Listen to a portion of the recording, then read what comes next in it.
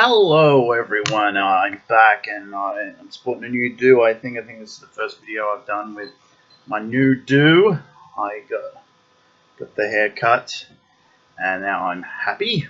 I was sick and tired of that hair. Now, apparently No Mercy's just gone off the air. I didn't watch it. Sorry, WWE. Unless you can make me care, I'm not gonna watch the show. Now, I did watch the Cruiserweight match because I saw that Enzo won, and I was like, oh, okay, how did he win? I think he won in an Enzo way. I think he's like trying to be a Eddie Guerrero type babyface. And yeah, see how that works. But he needed something, to be honest. And I also saw that Brock retained, so that's also interesting. But apparently, John Cena is going away for a little while. Apparently, he did some stuff that was like hinting that maybe this might be leading up to one final run. Now, what I would do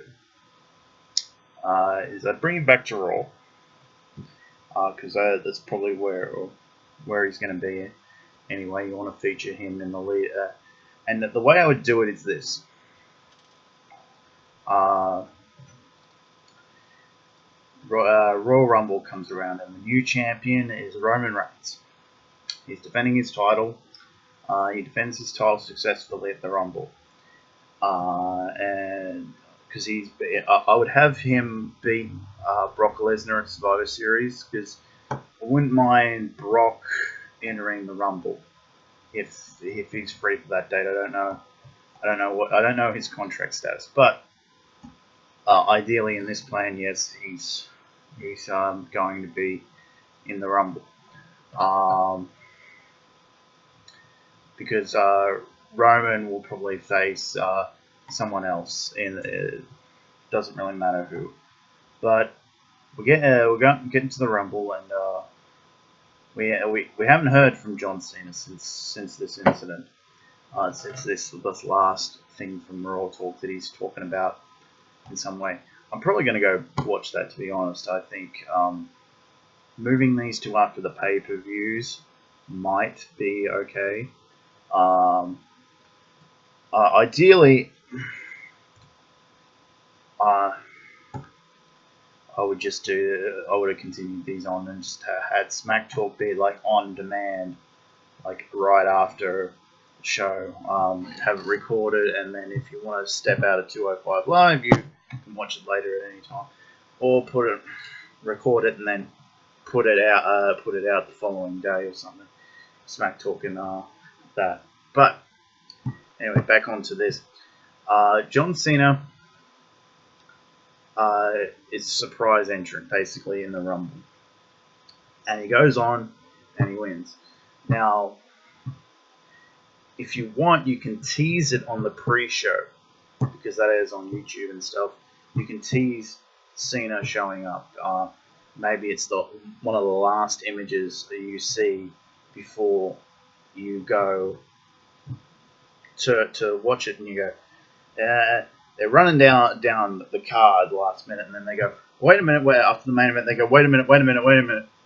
Someone's arriving in the back, car pulls up, and out walks John Cena. Yeah, or you could, hell, if Nikki Bella's back after her run on Dancing with the Stars, she shows up, and out of the car, they can say, Nikki Bella is showing up, and out of the car comes Cena as well, because they don't use their pre-show to build up stuff enough, I don't think. I think with my pick for Wrestling with Regrets review, he mentioned this, that they didn't do enough with they did heaps with Heat back in the day to build up their shows, and I think No Mercy did run this really well, where it was hinted at that Triple H was going to get himself disqualified, and therefore he was going to win the title. But then Vince McMahon announces on Heat, Oh, it's no DQ. No count out. No count out, no DQ. Give him hell, man. Give him hell. And yeah. Anyway, so that's the you have Cena come back, and then you have him win the Rumble. I would have him win the Rumble that way. Him and Roman, they're on a collision course. Now, during this time, also, you can have Cena doing matches where he has matches, and after the match, it's a respect thing. So it's a battle for respect. You explain what this kind of means. After the matches, he can shake the hand of his competitor or not.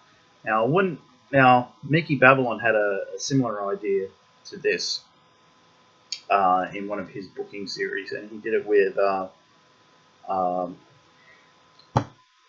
Chris Benoit in his booking series that he was doing, and yeah, he said he wouldn't work the handshakes.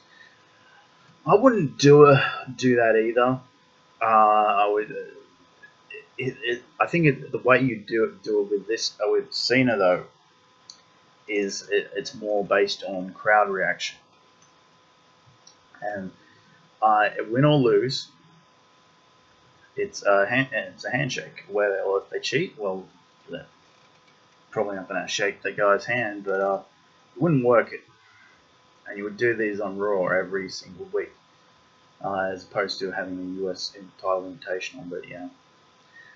So that's my idea, and then you build up him and Roman after like Elimination Chamber or Fastlane or whatever they want to do after this, and yeah, after that, you build up to WrestleMania, and that's your main event: Roman Reigns versus John Cena, WWE title. I think that's money.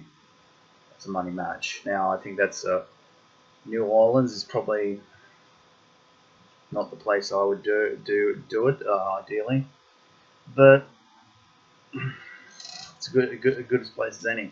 But yeah, that's how I think they should do it. They have Cena come back, surprise, actually not give it away. Don't tease it.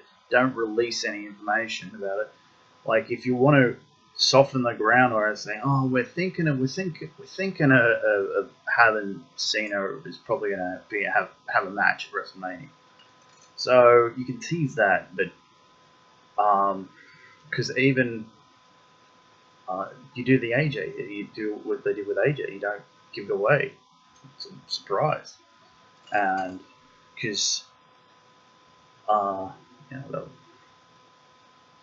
and plus I think Cena versus Roman, that's clearly a main event WrestleMania match.